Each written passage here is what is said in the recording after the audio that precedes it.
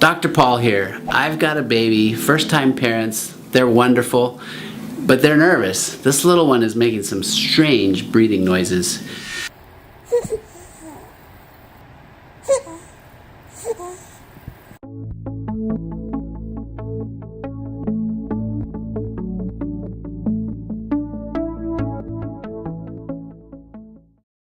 This little one is making some strange breathing noises, and they weren't sure if they should rush to the emergency room or what. I happened to be open in my urgent care, so I'd like you to meet this little one. Tell me the story. What's been happening here? Well, last night he woke himself up by like a gasp of air. Kind of kept going. He ate, but was still continuing to do this gasping. Okay. Mm-hmm. We talked earlier, and I think you were saying he's always been a noisy breather. Right. Okay. Yeah, very noisy. And pretty much like sleep apnea. Yeah. You're breastfeeding and that's going fine, Yep. correct? Okay. And when you first arrived, I walked into the waiting room to see you because you were doing it. He would be like, and then it was quiet for a long time, and then, right? And you'd wait about 10, Right. 15 seconds.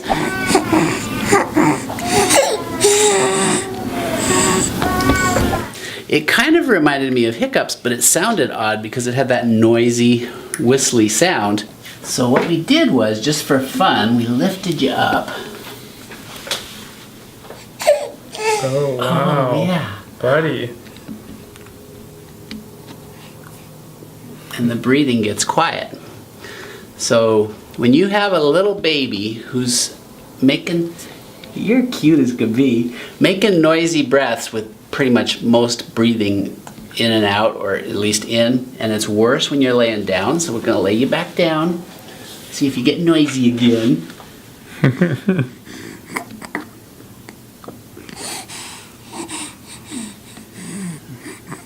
But we're noisier when we're breathing. That's the trachea, this tube that takes air down to our lungs.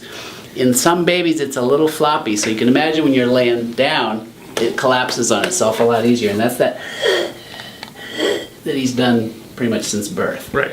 That's tracheomalacia. I have never seen a case where it didn't resolve.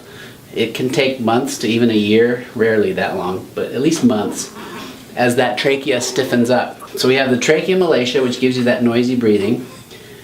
He's always had hiccups, right? Mm-hmm. Even in the womb. Right. So I have a sister who had hiccups in the womb, and when you have noisy breathing and then you add hiccups, that's what we were seeing. And these lovely parents have shared with us a couple videos of what they saw that had them so worried. So you're gonna see that now.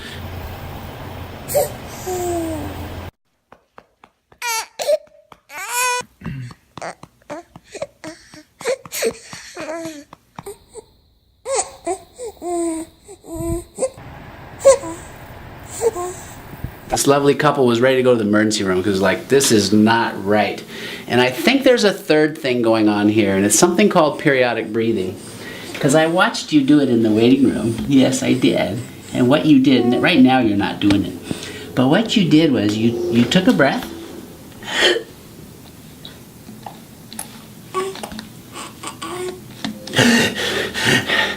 and then you would do that again. And babies will do that. They'll like up to 10 to 15 seconds without breathing and then gasp, and then they seem to be fine again. So a couple keys, if you're at home wondering, is my baby in trouble? One is take a look at them, and if they're pretty happy and smiling, that's a good clue. Is that a good clue? We'll just talk about it, huh? You've got a lot to say. Yes, I know. Can you believe it? So anyway, we've got an interactive, basically happy baby who's been cutting some smiles here and there. That's clue number one, everything's okay. Clue number two, mom's been breastfeeding just right after these episodes. I mean, he's latched on, he's doing great. Just, right? No trouble breastfeeding. Whether you're bottle feeding or breastfeeding, a baby in respiratory distress cannot maintain a latch. Or if you've got a bottle, I mean, they're pushing off and gasping for air. Mm-hmm. So if they can stay latched, we're good. And then finally, and most importantly, if you look at the breathing, we can count. 1, 2, 3, 4, 5, 6, Okay, you're going to interrupt the breathing for some smiling. Okay, well, that's important too. A respiratory rate in a baby above 60, that's always above 60, that's a definite concern. And if you're at home watching your baby, 1, 1,000, 2, 1,000, 3, and it's ongoing, you got to get that baby seen right away. Now here we've got a respiratory rate that's pretty normal, maybe in the 20s, 30s, no big deal. We add that element of hiccups once in a while, which seems to have resolved right now, which by the way, breastfeeding or feeding your baby is a great way to resolve hiccups. I might be an old wives' tale, but you can plug the ears while you're drinking, or in this case nursing, and that works too. And we can watch for distress. So pediatricians look at what's called retractions, where the ribs show up with each breath as they're just trying to get air. And I mean, there's just no retractions. That belly movement's normal, and the nose is not flaring like a bunny rabbit. I mean, you can see minor movement, but this is normal breathing. So we have a normal baby with tracheomalacia for sure.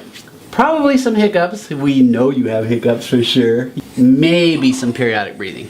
That makes you add that combo and it looks scary. Right. I agree Especially with you. for new parents. Yeah, I agree with you. We've checked his oxygen. It was totally fine. 97, 98% on room air. He's a perfectly healthy baby with just some usual things that all kind of came together to make for a actually pretty scary situation if you didn't know what was going on. Right. Good. All right. Happy to hear. Thank you for coming in. You were very educational for our viewers. For the viewers out there, big thumbs up for this couple that have shared what really was a scary situation, and learning for us all. So, as always, when you're dealing with a baby and possible respiratory issues, don't try to diagnose this at home. This was just informational. Make sure you call your pediatrician or your healthcare provider and get their specific input for your current situation. Thanks for watching. I'm Dr. Paul.